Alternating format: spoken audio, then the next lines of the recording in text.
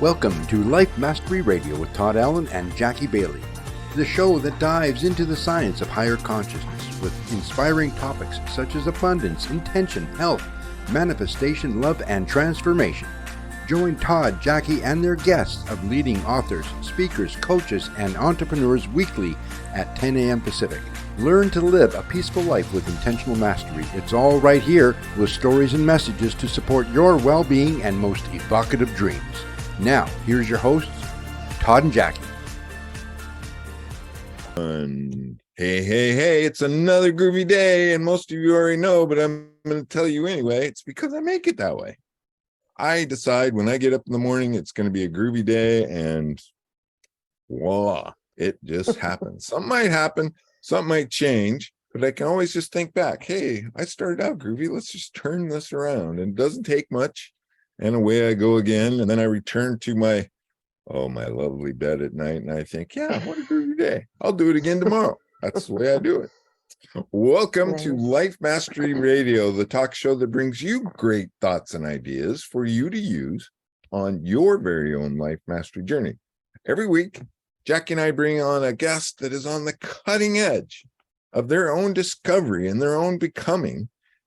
But the reason they're here is because they want to share it with you and help you jump off that edge to your own becoming. So that's why we're here. That's what Life Mastery Radio is about. And as always, every week, I have my lovely co-host, Jackie Bailey. Hi, Jackie. Hello, everybody. I was going to say, life is a lot like jumping off of a ledge, isn't it? You've been having some of those days, I can tell. If you're not jumping, you're not doing nothing, right? I guess so. You just got to make sure you're in your comfort zone. That's the whole point of that. You're in your comfort zone, and there's no growth. If you don't take that next big leap or that next big step or create that next big vision, and Life Master Radio will give you the tools that you can carry along with you, and you don't have to use every one. But when you get to a point in the road where you think, oh, I could fix that with this, and there you go. That's what it's all about. Well, and I do feel like our audience is going to get some fairly new tools, perhaps tools they've not even thought of before from our guests today. So that's going to be exciting. Yeah, it's a little different. I love the title, Money Mastery. I just love that. We got to master our money. I already introduced Jackie, but let's hear about what you're in Philadelphia. I am in Philadelphia. Isn't they call that the birthplace of America or something like that? Did you go see the bell? I did not. I did that years ago. Oh, did you? But got to at least see the bell. I don't know. You know, the inner cities are just so scary anymore. And being on my own, I don't know that I really want to do that. But I did pass the zoo yesterday, and I thought, oh, that'd be fun to go to the zoo. I haven't been in a zoo in a long time. But I have a lot of online courses to teach today. Thursdays are probably my busiest online day. So I'm just going to snuggle in. I got to change to a new Airbnb that I'm in right now. And then once I'm settled there, I'll finish the rest of my day. I wonder if that was the Philadelphia Zoo, because if that was the Philadelphia Zoo, that was one of the original zoos in the United States. Really? Probably Benjamin Franklin started it. Exactly. Like everything else. Yeah, it looked like it was pretty, like the architecture was fairly old school, and I thought about it, but, you get here and you kind of get settled in, then you realize, oh, I got to be on this meeting or that meeting, and you kind of talk yourself out of some of those things. Like I always say, there's always Google. You can. That's right. Google. But yeah, I'm here in Philly, and it's a beautiful day. The weather's been very, very nice. I was speaking yesterday at a conference in Lancaster, Pennsylvania, and so I drove a little bit through Strasbourg, which is Amish country. Nice. And I actually did see horse-drawn carriages and a wagon, and I even saw a couple of Amish men on a plow being driven by horses. Pretty exciting stuff. Yeah, and the architecture is always cool too. That craftsman type colonial architecture. Yeah. I really like that. You're in the birthplace, that's for sure. That's where a lot of this all started. Yeah, beautiful place. Very cool. I am impressed with your globe trotting. it seems to me that you're getting further and further away. So maybe with our guest today, this is a preliminary. Next time Jackie does an away show, she could be in Germany. She could be in Spain. She could be Who anywhere knows? once. I know that to be a fact. Yeah, I could be anywhere, right? It's just like, a thought and then a plane ticket or two. And we could be most places. Yeah. Okay, I want to remind our listeners that today's show page is at www.lifemasteryradio.com. You can go there. Any links that we talk about with our guests today will be right there. There's already a show page and a link to our guests there already, and anything else we can add a little bit later. And then later on, I'll put the YouTube link on that show page. So everything's right there. And while you're on our Website. You can sign up for our newsletter and be even more informed about all things life mastery. Jackie creates a newsletter once a week, and it highlights who's been on the show, who's coming on the show, and a blog post about the most recent show. So you can check it out. And if it's even more interesting, then just follow the link and go to the YouTube channel and actually watch that show. And if it's not the live show, you can skip around and get all the good, interesting points. And yeah, that's the way that works. So check us out, www.lifemasteryradio.net.com. Either one gets you there. Okay, Jackie, I think this is your guest. So that means you got the intro. Take it away, Yes, Jackie. I do. Thank you. I did. I met our guest about a month or so ago and was very intrigued by what she's doing and even where she was at the time that we met. So I'm excited to introduce Sally Pederson. She is an internationally renowned speaker, global citizen, and expert on international money mastery. In fact, she has a book that she's written titled International Money Mastery, and then Avoid These Common Mistakes When Reducing Taxes to Zero or Single Digits, Protecting Assets, and Gaining International Freedom with Residencies and Citizenships. Wow, covers a lot. She shares the strategies and tactics perfected for more than a decade. Now, this is for those of you who like to travel. Sally has lived in 5 countries and traveled to over 45 countries, investigating business opportunities, taxes, and even lifestyle. She has acquired multiple residences and dual citizenship. So Sally helps business owners, speakers, authors, coaches, and entrepreneurs who want to become global citizens to never be stuck under the control of any one government. Woohoo! So welcome to Sally Pederson, our guest today.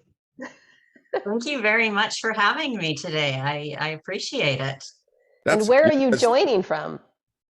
I am currently in the country of Montenegro. It's part of the Balkans in Europe. Wow. Yes. And for most people, a lot of people don't know about it because it is a very small country. It is very beautiful. And the population of the entire country is roughly 650,000 people. Wow. So it's small. It is small. And what language do they speak?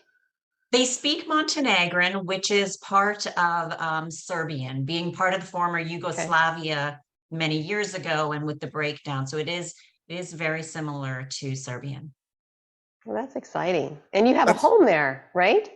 I do, yes. I've had it here for, it's almost been 2 years now. And I do enjoy coming here. Like I said, it's beautiful, it's quiet. It's escape from the busyness and the craziness of bigger cities. I've got residency in Spain, and I still spend a lot of time in Barcelona, which I love Barcelona, but it gets crazy and busy all the time. So I try to have a bit of balance of loving city life and enjoying it, and then getting out of it and enjoying peaceful, kind of laid back. And then I get a little bit bored. So then I get back into the city life again. And it's a good balance for me. Yeah, well, that's quite a strategy to have. So if I'm not liking where I'm at right now, I'll just go to a different place, right? This Absolutely.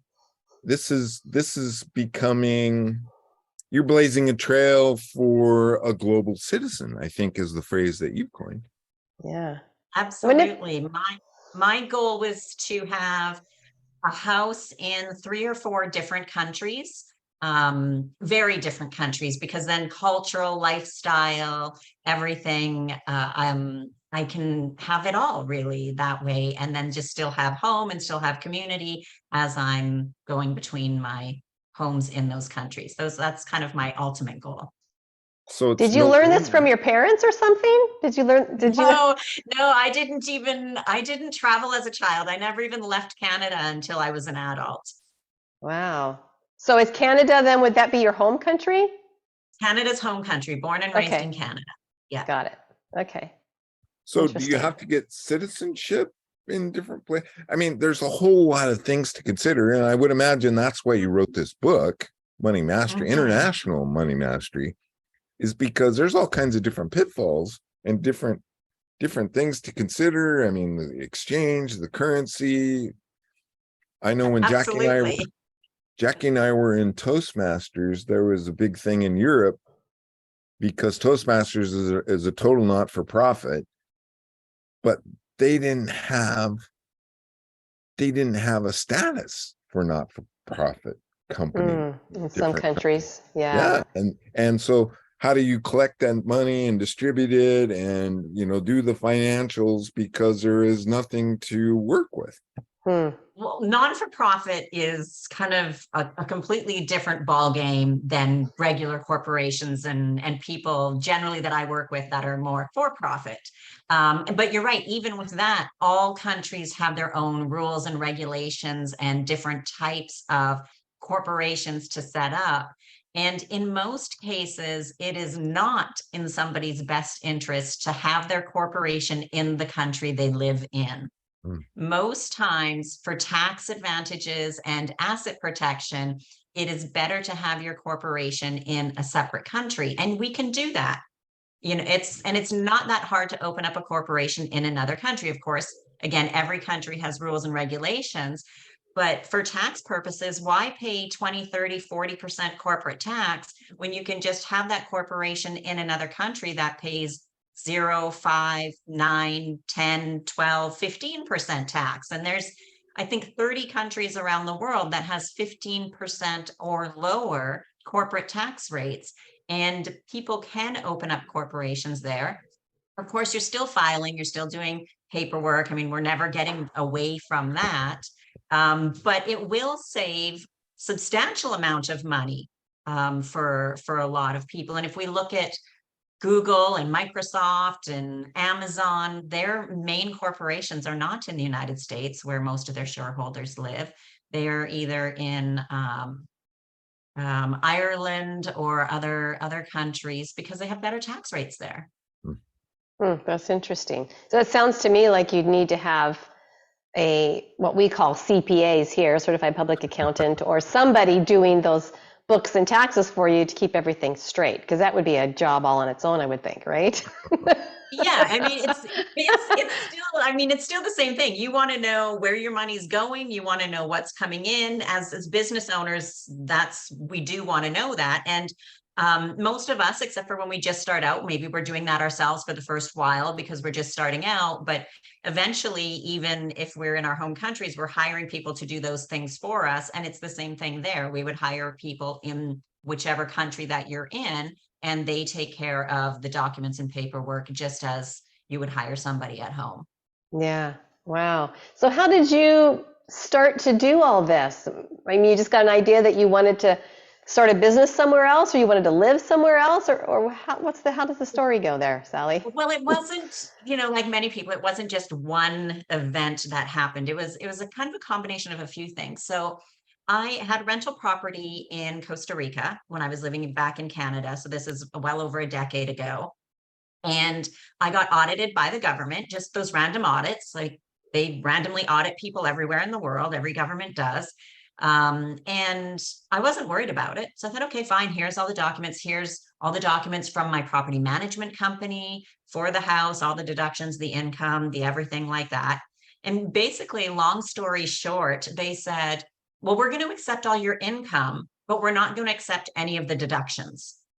So they're not accepting any pool maintenance, yard maintenance, property management fees, like things that I had to pay out that you would when you have a rental property, no matter where in the world the rental property So this is is. Canada or this is Costa This was Rica? Canada. This was Okay. Canadian It government. was in Canada for It her was in property. Canada. in Costa Rica. Yeah, Right. my property was in Costa Rica there.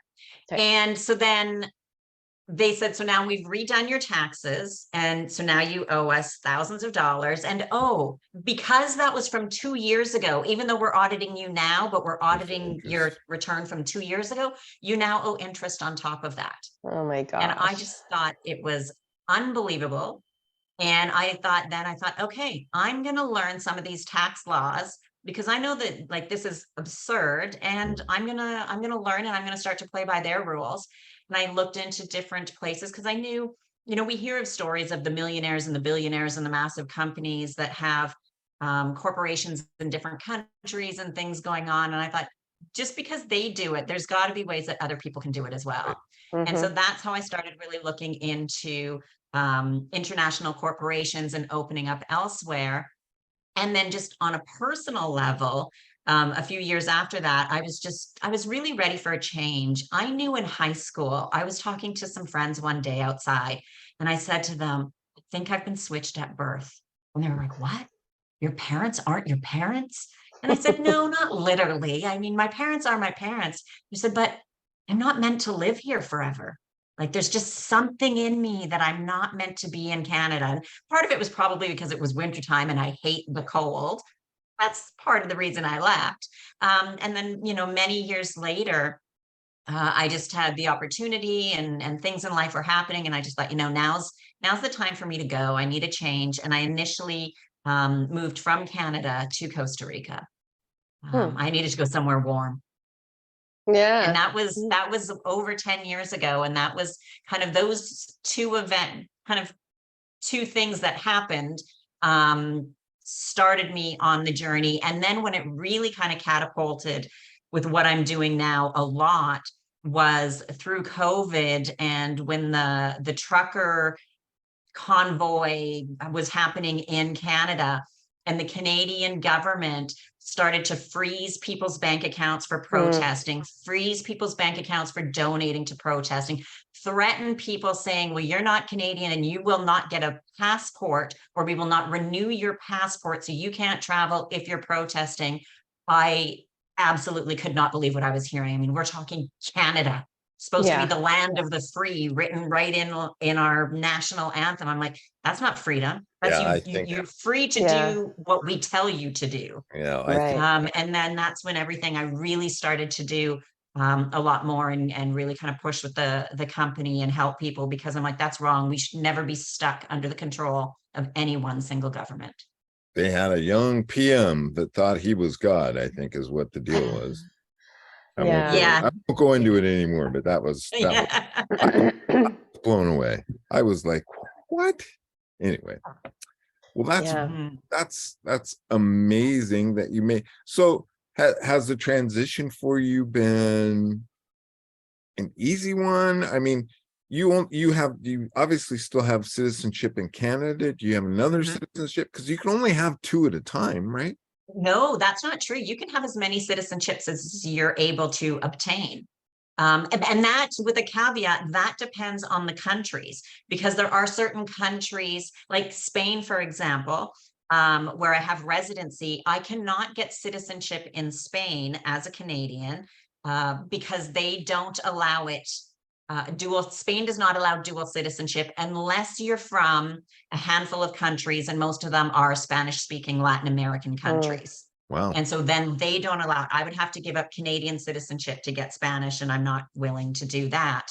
So there are certain countries that don't allow it, but many other countries allow. Like I have a friend of mine, she's got Colombian, Spanish, because she can, being from Colombia, and Canadian citizenships as well. So it really depends on the countries, but I know of others that also too have 5 or 6 different ones. We start to call them citizenship collectors.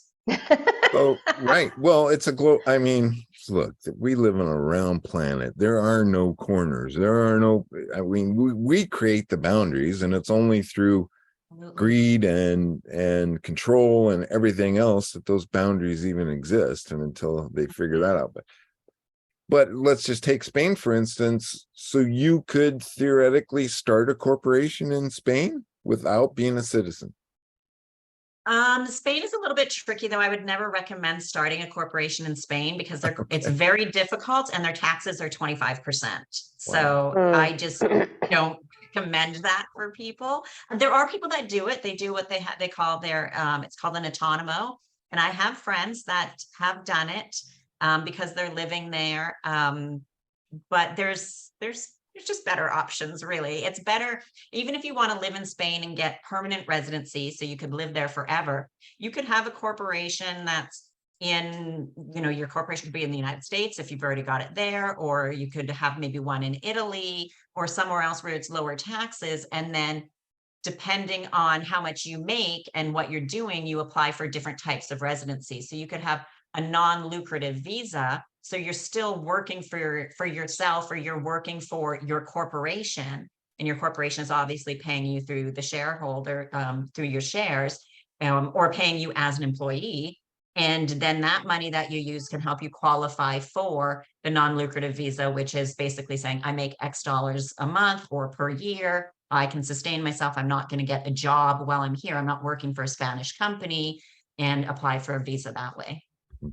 Wow. So can you have a corporation? Can you own a corporation in several different countries? Can it be the same corporation that have different satellites? Generally, you would then have your one main corporation, kind of like the main head office, and then that corporation could own other corporations. Got it. And Okay. then it does get start to get a bit complicated with that and connecting. And honestly, that's when we look at the multimillionaires and billionaires, that's exactly what they do. They have many corporations in many countries, and some of these corporations own other corporations, or they own holding companies that hold assets, or trusts that hold assets. And on the more you have, the more complicated you can make it. Sounds like it. Absolutely true. But it's a good way for people to start, though, to be like, if I just want to save taxes and I want to protect my assets, to look at different countries where the corporate taxes are going to be lower. You also want to consider what's it called, for double taxation, right? You don't want to be registered in a country that, especially from U.S. citizens. Laws for the U.S. citizens are different than pretty much everywhere else in the world. That doesn't surprise me. Because I'm sorry, that U.S. government wants your money no matter where Yes. you go. They do other give an people. allowance. Yeah. They do give an allowance. Right now it's $120,000 per year. Anything over and above that, but you still have to file, you still have to fill out documents for the U.S. government. And they allow up to that, and otherwise they could potentially tax you on top of that. So you want to make sure too that if you're moving or where you're going, that there's a tax treaty in place so you're not double taxed. It does get a bit more complicated. I don't know all the tax rules, so don't, say that I'm not giving, I have to give my little, I'm not an accountant, I don't give tax rules, but you can talk to international accountants, no offense to anybody, but not just the normal kind of tax person for your state. They're not going to know enough about international tax. Right. And that's really important, because it is very different. The rules are different than just for you filing in your state for your and federal taxes when you get into international laws. But I've got some people on my team that are in the US or outside and deal specifically with international law, because they know it best. And I'm not going to pretend or try to know all of it. I don't want to. I honestly don't want to. If you got people who love it, then that's who you rely on, right? Exactly. Are serious gluttons for paperwork. That's right. Yes. And that is not me. I'd rather help people find the destination, give them some options, help them find the destinations that they like, have a lifestyle where they can live more comfortably, more affordably, even off what they're making right now, and to live a higher quality, better life and enjoy life more. Well, that's a huge benefit for retirees now. So people who have had companies and they retired, but they choose to go, like, say, Mexico or South America, So Mhm. we're talking about the same thing, right? They'd want to set their money up in some kind of company so that it's protected and can flow.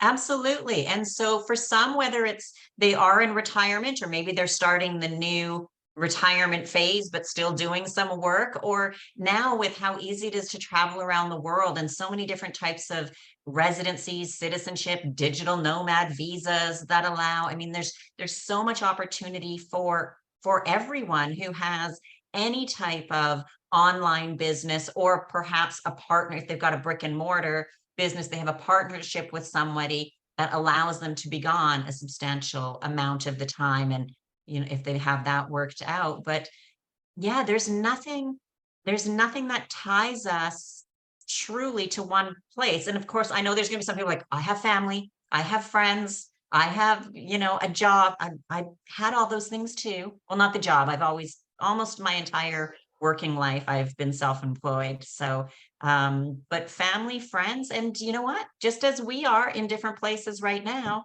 there's Zoom or whatever video Mhm. things to talk and see each other and keep caught up.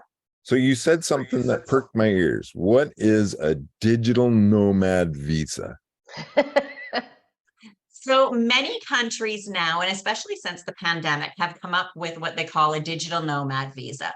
Because before, people who would kind of backpack and travel and work around the world were called Oh. digital nomads because they're working online.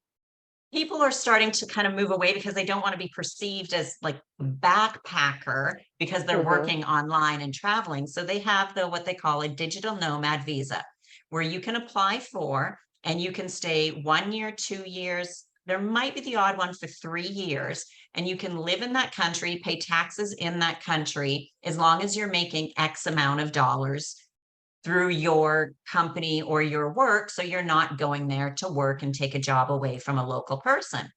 And so it's great for people who want to move to a country for maybe 1 or 2 years, and then move on. Because in almost all of them, or I want to say all of them off the top of my head, but I won't guarantee all of them, but basically almost all of them, that digital nomad visa will not get rolled into time spent to get towards your temporary residency or your permanent residency. So people need to think about what they want in a way long term. If you just want to move to Spain for a year, check out the digital nomad visa. Sometimes, though, those digital nomad visas, you have to make more money than you Mm. would on some of the other temporary residencies that they Right. have. So it's interesting how they've done that you have to have proof of more income. So it really depends on what a person wants to do. And I know there's some people that don't care about having another citizenship, which I think that's not a good thing. The problem with only having one citizenship, and I'll just go back to the example with the truckers in Canada, if the government decides not to renew a passport, and keep in mind, we think, oh, my passport is mine, I'm Canadian citizenship, I'm entitled to it. You're not.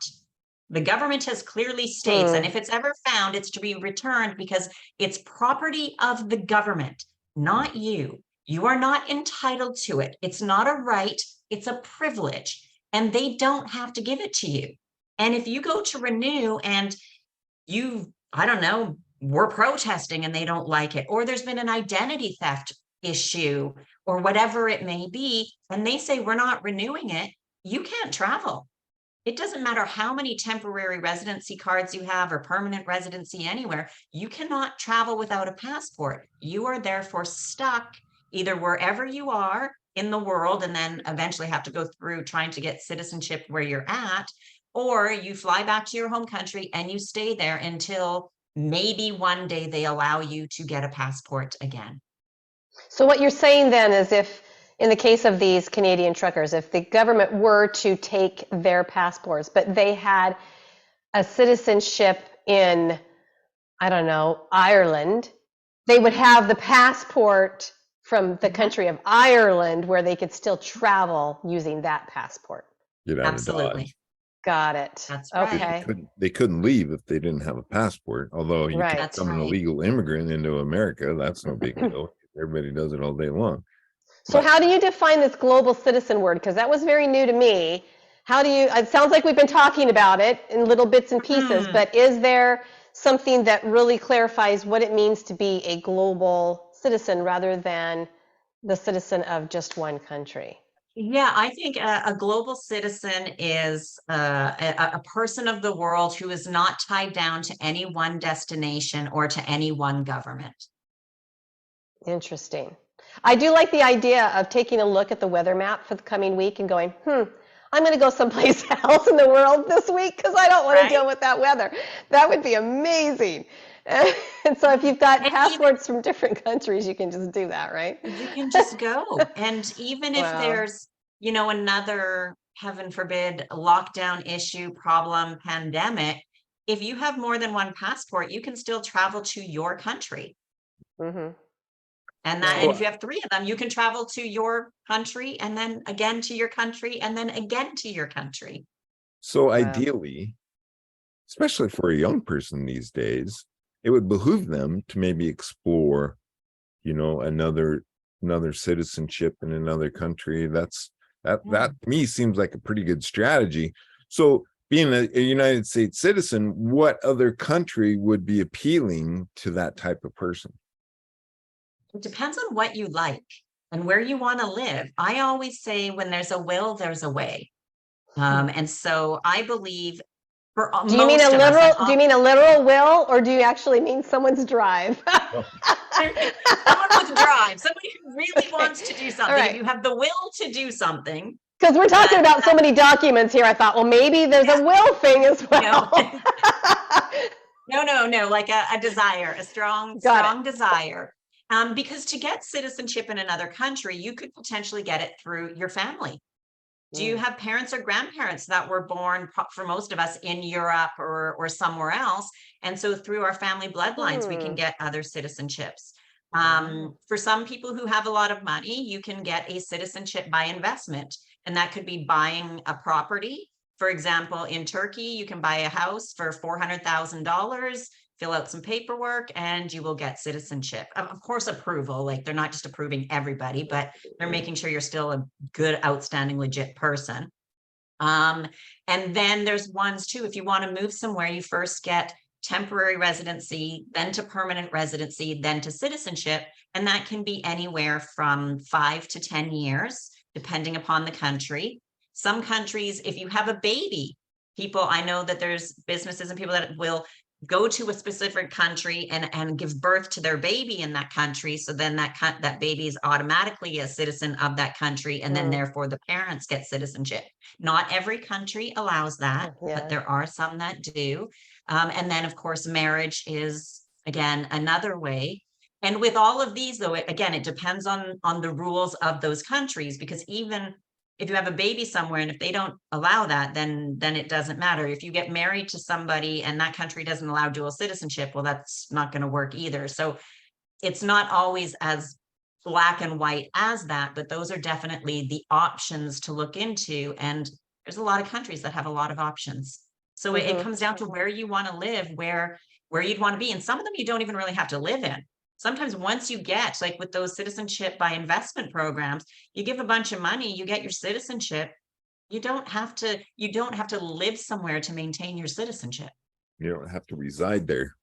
I know that's interesting. There's probably some country you have to reside there a certain amount of time per year or something along those lines. Every country has different rules. So there are some, even with residency status, you have to be there so many months or so many days or whatever out of the year or so often. And so you would really need to look into what those requirements are. Like Paraguay, for example, you can get residency there and you have to visit, I think it's once every 3 years to sustain your residency, which it's very interesting because every 3 years, I mean, that would be easy to forget.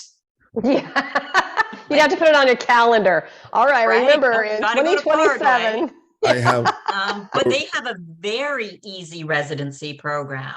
And so there's other ones. Dubai, if you open up a business, to open up a bank account, you have to have residency and you can do that, but then you have to visit Dubai every 6 months. Right. For some people that are close to Dubai or love Dubai, that's fine. They like it. Other people are like, I don't want to have to go somewhere every 6 months. Great. That's not for you then. So it really comes down to the individual as well.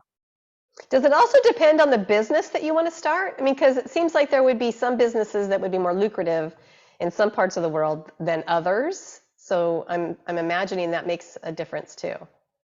Yeah, definitely. So, if you want to start more of like the brick and mortar business, then that's going to tie you down to more country to Mm-hmm. that country specifically.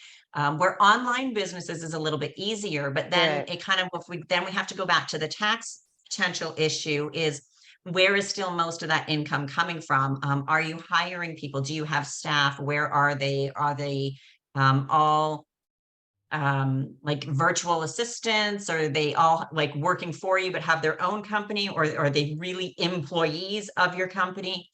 And those are all things that you need to consider when Mm. relocating or moving and having that corporation in different countries. I don't think I could do this without somebody like you, Sally. It's just, Or I or mean, the Well, book. I mean, people do it. It takes a long time. Mistakes are made. I've made many. I've made many, that's for sure. But I've learned, and now I work with other people who know more than me in certain areas. I have an acquaintance. This just reminded the last part of your discussion reminded me of him. And there are others that do it too, but he owns a condo on a cruise ship. Mm. Oh, yes. What? Really? And the cruise ship cruises the world and just pulls into Yep. ports wherever it decides to, or I'm sure they have a preset schedule. Hmm. I don't know where his residency is, but he's, he flies to different countries to go home. Mm-hmm. So his Wow. residency is probably, and unless he has others, it would be where he was born. Right. Generally, like his citizenship would be there, and so technically that's where it is. And that's then what happens with somebody like him, probably wherever his citizenship is where he'd need to file taxes, because that's where he has a home, that's where he has the most ties. A lot of people go by this 183-day rule. If I'm not in a country for more than 183 days, I don't have to pay taxes. Well, we have to file and pay taxes somewhere in the world. And so it depends on where we have the most ties. So if you are on that ship cruising around the world, or you're spending 1 month in a country, 12 different countries for the year, then people say, well, I haven't been anywhere, I don't need to file taxes. Well, that's not true. You still have to file. The governments Yeah, still that would want get their money. complicated, And then wouldn't it? it goes Yeah. back to your citizenship home country, or where you have the most ties. If you have property, bank accounts, stocks, things like that you have the most ties to, that's where you would still need to be filing for taxes.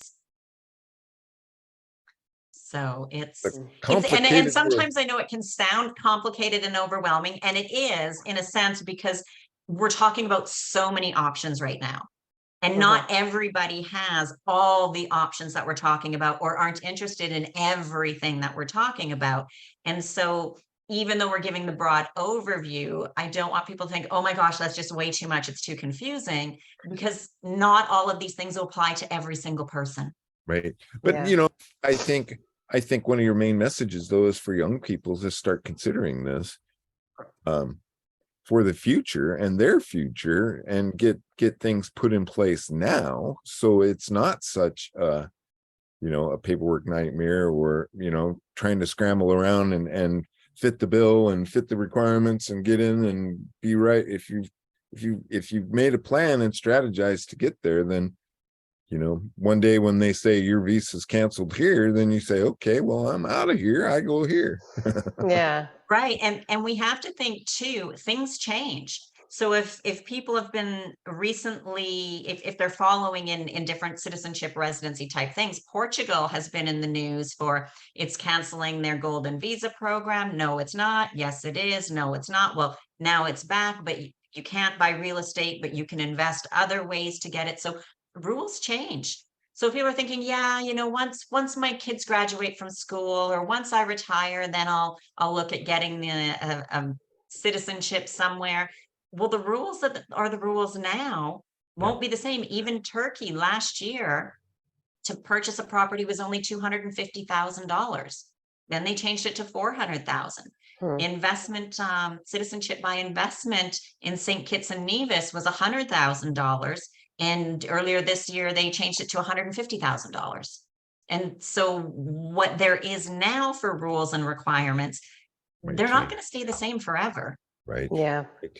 So do you have relationships with, say, real estate agents in different countries too, that when people are wanting to set up a residency somewhere, you help them with that as well? Is that part of your service? Absolutely. Either agent specifically, or there's a few agencies that I work with that, there's one that I work with that they have people all over the world and work with developers and agents all over the world. So I work with her because then that's her thing completely. And she verifies everybody. She said to me the other day, said, oh yeah, I had a client call me. They were really interested in this property. They saw it on Facebook. It looked great. She's like, I contacted my people in that country and they said, there's no building there. It's a laundromat. Oh, And no. there's scams out there that are like, buy this beautiful building or an apartment in this beautiful building, send us X amount of dollars. And Mhm. they got all these pictures and designs. And they said, no, I saw it on Facebook. Like I saw the building, I saw the photos. And she said, that address that they gave you is a laundromat. There is no apartment building there. Wow. And so Wow. people need to be careful and aware of things like that. And so I work with her and she works, her company, they've got people in, I want to say 24 countries, maybe 26 countries. So Wow. quite a few. So I do have that connection. And then of course, in all the countries that I've lived in, I still keep in contact with people and places that I visit. What I'm starting to do now is with the real estate though, I give those connections to her and she connects with them because then she can be kind of my primary for real estate. And then she can work directly with real Mhm. estate for people who are looking either to move full-time or even just part-time, vacation home or anything like that. Yeah. Then I work with her. So it really is connecting with the right people. And Well, it's like, it's hard because there's the whole world. So sure. Well, and I would imagine that when the global citizen idea catches on and more people start doing it, the scams are just going to get more proficient, right? I mean, they're going to yes, be everywhere. So we absolutely. have to even be more careful. How careful do we need to be with governments themselves? I mean, some people based on race or, I don't know, skin color or family of Mhm. origin can be discriminated against or persecuted in different countries. How often do you see that happening? Or is that one of the things that you need to be aware of as you're choosing where to become a resident or a citizenship of? I think that's something that you need to choose and consider depending on where you're thinking of moving Yeah. to. But I want to throw a little caveat in that as well, because I'm sorry, I hate the media in so many Yeah. ways. I have been to so many countries that people are like, is it even safe to go there? Are you sure? And I travel 99% of the time by myself. And the media, every country has its own propaganda. Like we hear lots Hmm. about, oh, Russian propaganda. Oh, now with Israel and what's going on, the propaganda. It's like, yeah, but the United States gets US propaganda and Canada Yeah. gets Canadian propaganda. And every country gets, oh, we're so good. We're doing so great. Okay, yeah, there's a few things locally that we'll talk about, but they won't get spread around the world. And every media of every country tries to make themselves look better and everywhere else look worse. Hmm. And I think one of the things people need to stop doing is watching local news because it's so misleading. Wait a sec. Like, Wait a sec. We're global citizens. Is local news now local neighborhood or local nation? probably more local nation. You want Exactly. to kind of know what's going on in the neighborhoods and stuff like that. Yeah. And you don't have to watch it every day. I watch the news. I want to know what's going on in the world, but I don't watch every day because a lot of it's the same stuff. And I do watch parts that are extreme right and extreme left and the stuff in the Gotcha. middle because You I have to know get you there's have to get a truth in balance. both Yep. and Hmm. there's falseness in both as well. So it's like, okay, they keep talking about this. I think they're really negative towards this. There may be some truth in that, but probably not. And then these opposite extreme as well. And then we have to kind of figure it out because they are all lying to us. But Well, you've never felt unsafe in your I have travels. never felt unsafe in the Yeah. 45 plus countries that I have been to. Nice. That's good to know. that might be But of another. course, there's common sense with that though, too, right? Like I haven't been to countries where you know, like there's a lot of violence, war, things like that going on. And I'm very aware in countries that, you know, I don't go out clubbing at night. I'm not, you know, if an alley or a street just even seems kind of like, I don't know, like you just that gut feeling, it's like, I just don't go down that street. Right. Yeah, that's smart. Might, You know? that might be another book. Global Citizenship Politics. Oh, that would be more of a novel than just a book. Like that would be a never ending. But it'd be Political intrigue. The tips and tricks on how to you know, sift through the chaff. I mean, it's just, there's so much, and it's just crazy. That's one thing I really think that should be taught in school. It's not so much look up the dates when you know, certain things happened, like great history. It's good to know some, but everybody Google stuff now. It's like, when was this or that? Great, we can ask Google. How about teaching kids how to go on the internet and find out what is factual, truthful information and what is false information? And who's saying that it's false information? Right. Because Exactly. I may believe something because of my experience, and I had a really bad experience. So that thing that happened was horrible, where Jackie, you could have had an experience and it was wonderful. We're both right. Right. Your experience was wonderful, great, and you're doing great. Mine was horrible. We are both right. So that's a bit of a problem too, is people not knowing, like, everything isn't right and wrong. It's experience, personal belief, thought, and what we're told. So it's not just right and wrong, truth or false. I think the biggest secret there, the biggest key there is don't be so quick to react. Exactly. Yep.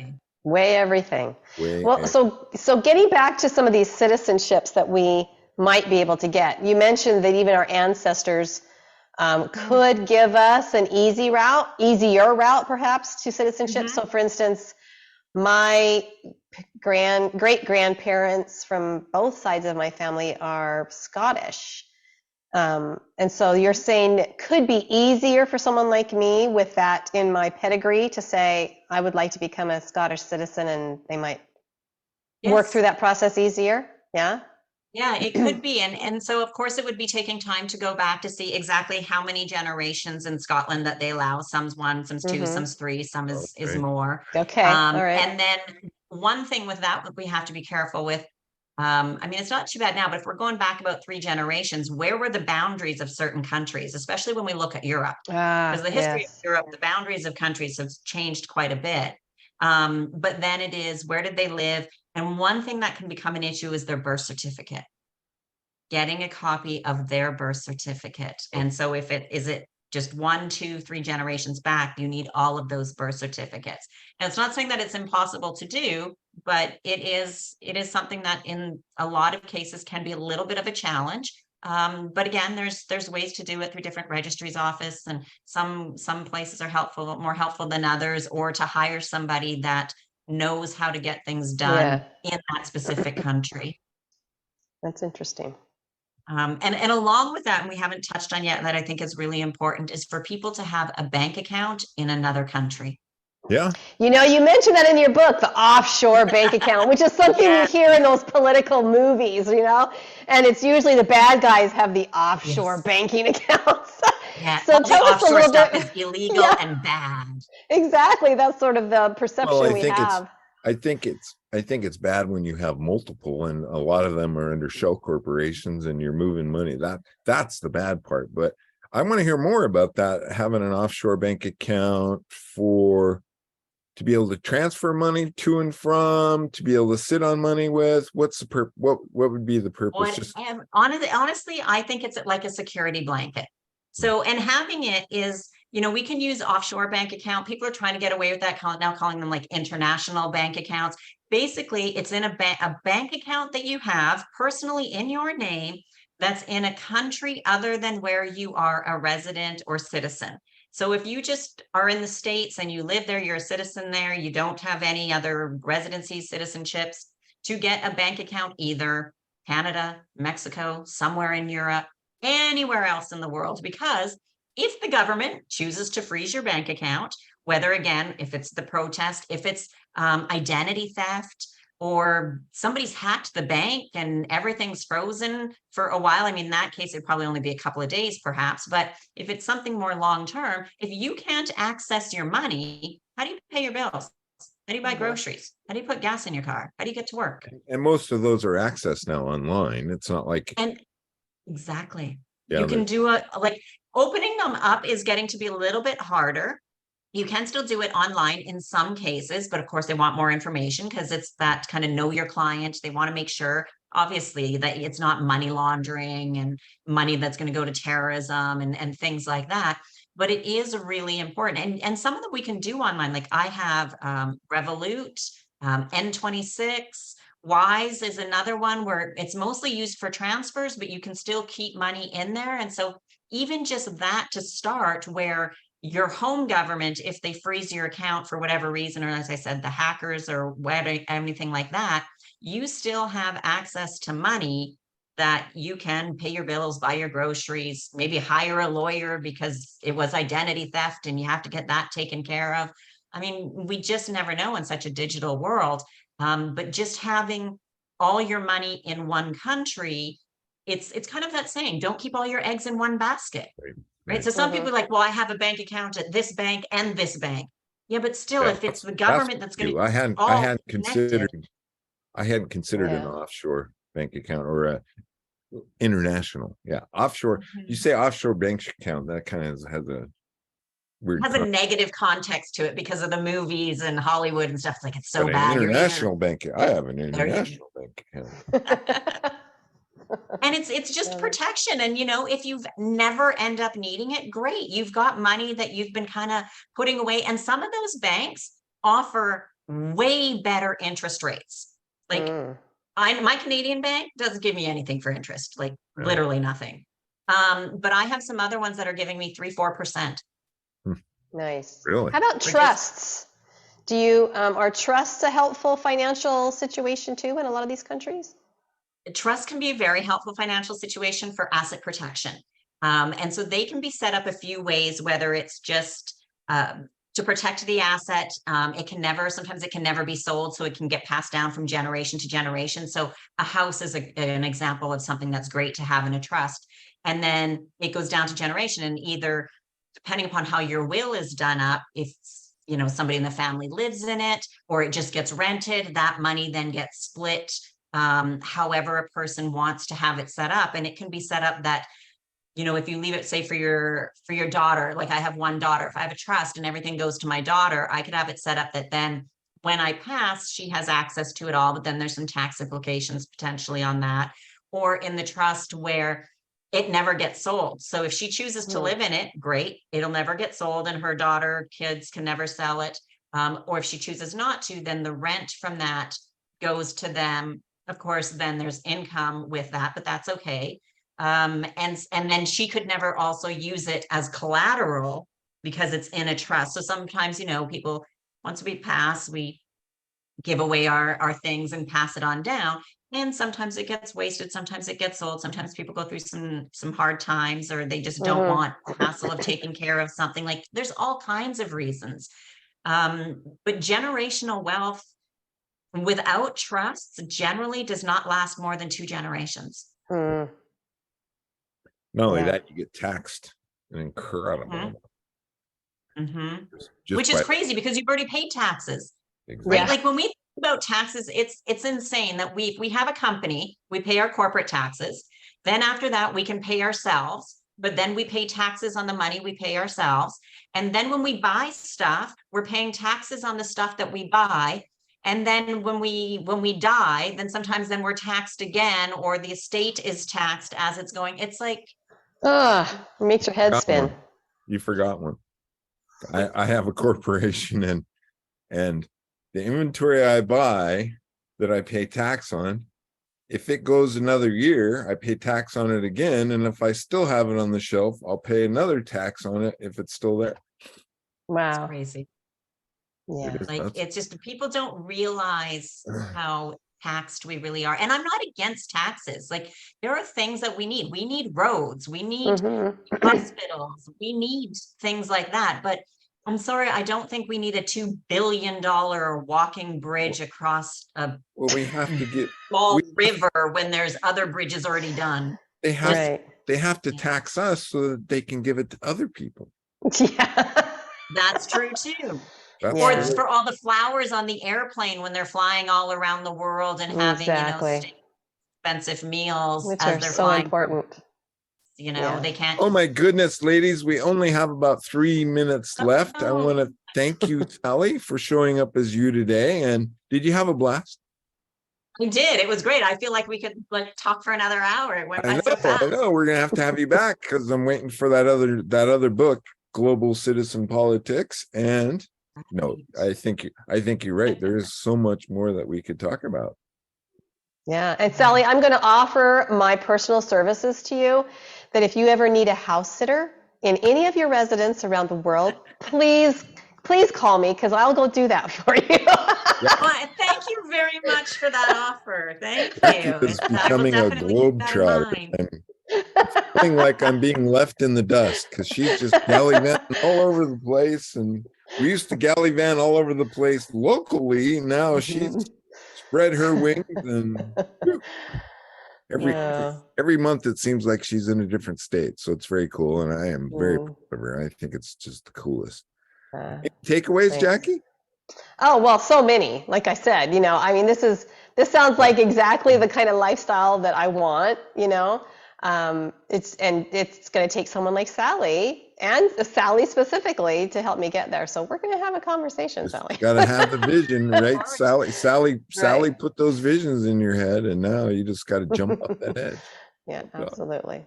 Cool. Oh, I want to thank you again, Sally. Thank you for tuning in. I hope you enjoyed the show. My biggest hope is that you would tell a friend about the show and tell a friend, hey, they have a YouTube channel. They have lots of cool guests on there at Life Master Radio with Todd and Jackie. Check it out. Sign up for the newsletter. Follow the link to today's guests if you want to learn more. She has a really cool book. It's a really good read. It's a short read. Show your book? Hold your book up so everybody can at least see what it looks like there, Sally. There we go. And it has a lot of great suggestions and food for thought. That's the biggest thing I think I got out of it is food for thought. Yep. Lastly, please make it a great day because it's all about choice. And you should start thinking about choosing to be a global citizen. Get on it. Bye-bye for now. Bye, everybody. Bye. Thank you for tuning in to Life Mastery Radio. Join Todd Allen and Jackie Bailey and their guests of leading authors, speakers, coaches, and entrepreneurs weekly at 10 a.m. Pacific. Learn to live a peaceful life with intentional mastery through stories and messages to support your well-being and most evocative dreams. Visit their website, www.lifemasteryradio.com. Join their mailing list and be notified about upcoming guests. That's lifemasteryradio.com.